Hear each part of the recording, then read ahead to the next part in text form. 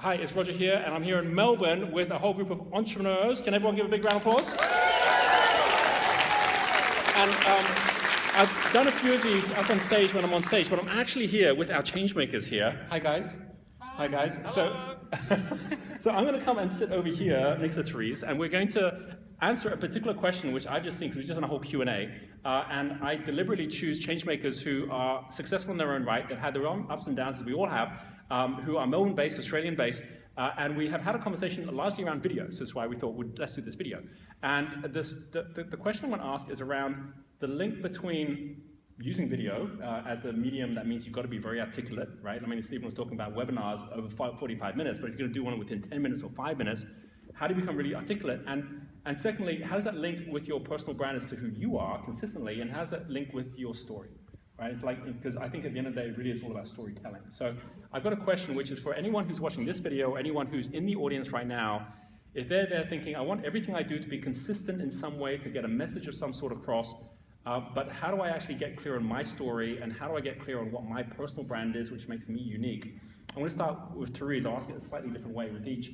You know, you found that you just told the story about your daughter Miranda and yourself, and how some of the things that you believed was important in the story didn't fit her brand necessarily, as like a glamour model, as someone who was focusing on certain things which didn't include toothpaste and other things. But you then said, but that's who I am, which meant you had to build your own personal brand separate from the personal brand that she had, right? Yes. So what would you say for anyone who's here is the best way for them to do that? What did you go through to build that personal brand, which has now allowed Divine to be its own product brand? Yep, so in answer to your question, I just chose to be really real and authentic in who I was as such, and I'm dedicated to, and you've heard me say it, the health of everyone, and I don't want people to have the aha moment that I had.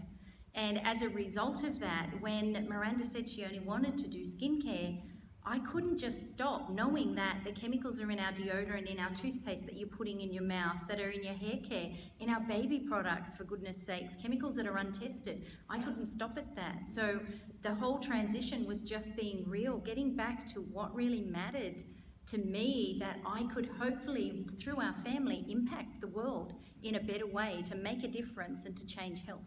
So we had that as part of the conversation earlier, where you were sharing your story of what happened to you, where you had cancer, Tumors in my spleen. where you shared that, tumors in the spleen, where you recovered from that? Yeah, totally. Totally recovered? I'm the healthiest I've ever been in my life. I could run a marathon, I feel like I'm 20, and that's because I choose health every day. Okay, so Divine was a reaction almost to that, to say, let's actually have healthy products. Sue, you then mentioned something, which was how much, even though you know of Therese, that story you'd never heard of before, how that's then actually kind of spurred in you, like, hey, bring that even more into the story so that it's visible to everyone, right? Yes, absolutely, yes. So, I mean, to me, the resonance you have in the local room is a result of revealing your truth. It's cozy now on the couch. Yeah, it's good, right? I've got Giddy next to me here as well. So yeah, Therese was willing to be open and honest and reveal something that was very personal to her, and I think that's what people love. And so, yeah, I think you have an opportunity to rewrite or put an additional message out there into the media about who you are and what the message is. And as long as you're consistent with that, as long as we're all consistent with the same message over and over again, it'll eventually cut through. And I would also say, own it. Own whatever you are, whoever you are, own it. Don't be thinking, oh, I might not be qualified, or I don't have the piece of paper that says I can be a nutritionist or whatever. I often get people say that to me, or how I'm a bit scared if someone finds out that I don't have enough years of experience or something along those lines. And I just say, just own it. Just be 100% you, because no one, if you're running in fear of someone finding something out about you, then that's the worst place to be. So be honest and just say, look, while I may not have the fancy piece of paper, I've seen 100 people in the last week and they all have this, this and this, and I can tell you those people respond to this, this and this. So just own. Well, a lot of people, they edit their story because they worry that people will look at them bad if they knew all the bad stuff. So as a result, they try and edit and create like, here's a good bits of who I am. Yes. What you heard with Therese, and I think we've all had dark moments, tough moments. How important do you think it is that our toughest moments almost should be a part of our story? I think there's immense power in vulnerability. There is immense power in vulnerability, and that's been part of my journey in the last 5 or 6 years, is getting over, and I think it probably comes from me being a journalist, where it is meant to be on the surface and people aren't meant to know what goes on behind the scenes. But I've realised that when you are willing to be honest and completely honest, it gives a space for other people to do the same, and then they grow as a result. So yeah, we've all had ups and downs, and I would say, just be willing to be vulnerable, and sharing, whenever I share a mistake I've made or a fear I've had or something, it's those things that people come up to me and go, oh, I'm so glad you told me that, because now I feel so much better. You are just like me, or whatever that is, and there's a lot of power in that. So it's all about empathy and connecting with that point, with the people that you're working with, whatever the movement, we're talking about movement, we'll come back to that in a moment, and path. I'm going to come over to Gideon. Gideon's here. Gideon, I give Gideon a lot of credit for the way we've built our YouTube channel. If you were having someone getting courageous enough to say, right, I'm ready to get my story out there, or I'm ready to get my message out there in videos, what would be the top 2 or 3 tips you'd give someone to create the right kind of authentic videos, not polished, but the kind of ones that people get most attracted to? Right, I think that there's 2 main things, I guess. The first one is to be authentic, like Therese was saying, but then the question is, how on earth do you be authentic? And the answer would be, you just be yourself, right? But then the question is, how do you just be yourself? And that's one of the hardest things, I think, that we have as human beings, is to be ourselves, because we've been so conditioned to be something else that everyone else thinks we should be, or that all the expectations around us. So we have this problem. We have to be authentic on video, which means we have to be ourselves, but we don't know how. So how do you be yourself? So I think the answer to that for me has certainly been to follow advice from Roger, but also someone like Joseph Campbell from the Hero's Journey. He talks about following your bliss, which is all about following those things that truly interest you, being on your path and being in flow. When you follow your bliss, when you're in flow, by definition, you become yourself. And naturally, you just act like yourself. And I think that's how you become authentic, by following your bliss. So that's the first thing. That's how you do it. That's all cool, though, being yourself. But then there's other thing, this massive thing in the way, which is fear. Fear of being on camera. And I'm not sure about you guys, but even myself here, I was kind of fine sitting here on stage, talking in front of 300 people. And Roger turns the camera on, and then all of a sudden something changes. So what happens when that little red dot starts flickering is this fear response kick. You do realize we've actually had a 360 camera right in the center there, watching everyone this whole time as well. Right. Yeah. But as soon as you realize you're going to be on camera, then this fear response kicks in. So how do you deal with that? Well, there's a couple of things you can do. First of all, when we see ourselves on video, we have this assumption that millions of people are going to see us. Well, it could possibly happen, but in general it doesn't. But there's this other thing that also happens, is that when we see ourselves on video, it's not actually the picture that's inside of our heads of how we see ourselves. And do you know the reason for that? So, when do you see yourself the most often? Roger? Mirror? Mirror, right? Yeah, you see yourself in the mirror most often.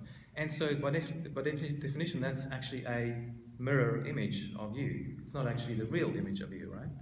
And most of our faces, unless you're a supermodel, are not symmetric. So when you flick it, it looks different. You should try this actually if you haven't yet. Take a picture of yourself and flick it around, and you sort of look a bit funny to yourself. You could even divide your face up into 2 halves and then copy those halves and then put the 2 left-hand halves together and the 2 right-hand halves together. And you'll have 2 different faces of yourself. And that'll give you a really true appreciation. Have you done this, Gideon? I have. You should create a little software thing that does this. Yeah, I have. It's actually, some people think it's one version is your feminine self, and the other one is your masculine self. And it's quite uncanny when you do that. But it shows you how different the pictures are in our minds of what you actually look like. So when you see yourself on camera, it's actually different to how you normally see yourself. So when you see yourself on camera, your subconscious mind freaks out. You go, hey, hang on, that's not what I look like. I know my ear is not kind of like positioned that way, or my eyebrow there's something off there, but you don't know quite what it is. And it's because the image in the video is a flipped image compared to what's inside your head. And the same with the audio. The way you sound to yourself on the camera sounds out of whack. But when you ask your friends, they go, no, you sound like that. But to yourself, it sounds weird, because the sound, when it travels from our mouth to our ears, it actually goes through our heads and through our blood and bone and everything to get to our eardrums, and also through the air. But when everyone else hears you, it just goes through the air. So the way to fix that is to basically just record yourself and then watch yourself and listen to yourself over and over and reset your subconscious mind so that you can actually accept yourself. And that can do a lot for breaking down that fear of being on camera, because once you accept yourself for what you sound like and look like on camera, those fear barriers start going down, and you can get the courage to get yourself up onto that video and become the next Facebook and YouTube superstar. Awesome. All right. Thank you, Gideon. Let's finish off with Stephen and Karine here. Which of you would like to share? You got what? Well, I'm gonna sit next to Sue here. My final question is, like, again, story-wise, and I'd love for you to share a little bit more about movement. What you see as being the easiest way to get connected into the right movement when you know you've got a story and you know it connects in with others that have a similar movement as well. And I'd love to hear just from your side, how do you make that then uniquely different so that you stand out, you'll play in the team as opposed to trying to be the same as everyone else within that movement as well. Would you like to share first of all, Karine, on the whole movement? Sure. I mean, when I say be part of the movement, I don't want people to start being part of the movement because that's going to make them popular. You really have to be passionate about something, and you know you're passionate when something really moves you, either makes you really happy when good news about it is shared, or really, really upset. So for me, for example, fostering, I used to drive all the way to Brisbane to train my sales team, and I would see these billboards about foster care, and it would make me really, really upset that there was a shortage in for foster families, and I realized, wow, why is this making me really angry? Maybe I should do something about it. So it's really important to not just be part of any movement, but be part of a movement that really, really moves you, or really makes you angry with something happening around it.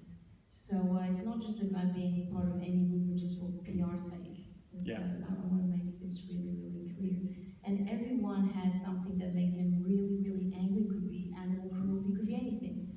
And something that makes them really, really happy. And that's your cue. And when that happens, you know, well, I can contribute, I can be part of that movement and change something about it.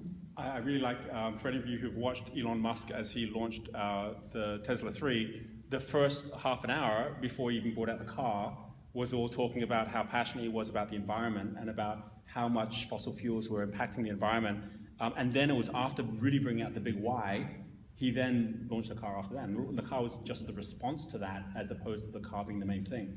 And we heard from Therese earlier about how passionate she is about her movement. What would you say, Stephen, when someone has identified that wave, because the movement's really a human wave, it's a human wave of people that are all heading in the right direction. When you've identified that movement, and then you still want to be able to stand out, not in a way that you're competing with everyone in that movement, but that you become like the #1 chosen collaborator to the people around you. What's one way that you've seen the people you've worked with do that really well? I think there's a guy that comes to mind recently, Dylan. He was a Forex trader originally, but he started making a lot of money for himself, but then he went to, I think it was Africa or India or somewhere, and he saw a lot of poverty, and he basically gave all his wealth away, and then went back to the UK and he was broke, and he wanted to keep helping, but he realised that, hey, I don't have any more money to give. So he started building a business, but he built it in the beginning and always as giving a percentage of the profits. This is very common. We see like a lot of people say, oh, 10% of this goes to whatever, but every single different cause that he helps, he attaches that and makes that his mission, because money doesn't motivate him. He's actually driven by helping people. And when he came to Australia recently, because he was actually one of the random people we picked out of the crowd to build a business for him on stage, and we launched him, and he made a bunch of money. And what was amazing was people came up to him at the end, because during the webinar he shared his story and the reason why he was doing it, and we created this Forex product for him that he sold and he was going to make it after. People came up, and he said this at our event in the Gold Coast. He goes, people came up to me and he goes, we're not even interested in Forex. We bought your product because we love what you're doing and we want to be part of what you're doing. And, we aren't not interested in Forex at all. He goes, but we more bought for you and we want to be part of what you're doing. And if we need to learn Forex so we can help people more as a strategy, then that's great. And, when he was telling this story, I mean, the audience was in tears, at my event. And it just really illustrated the importance, you know, for many of us. For me, money is not my number one motivation. It's helping people to become financially free, to get out of the rat race so they don't struggle, and that's my goal. And, you know, Karina a year ago said, what do you want to achieve now? I said, I don't know, I just want to do nothing, because I don't have another mission. I don't have, like, I've helped people, I've done it, and really she realised that I need a new cause, I need something, and that's why we started looking at fostering. And in fact, they're coming out this Thursday to look at our place to make sure it's suitable. I'm putting all my death metal pictures away, and you know, for me that's very motivating, and we'll look for ways that we can promote more of that through our businesses, through our networks. Again, the intention has to be right. It's not we're doing it for publicity, but I think it's a byproduct of doing it. So I think karma comes around, and when you're doing the right thing, when you're helping, then it can benefit your business as well as a byproduct of that. So very cool. All right. Well, I just want to say thank you to each of you for sharing that. We're going to finish this video, then we're going to wrap it up in here. But could we please give them a big round of applause for their sharing? Thank you.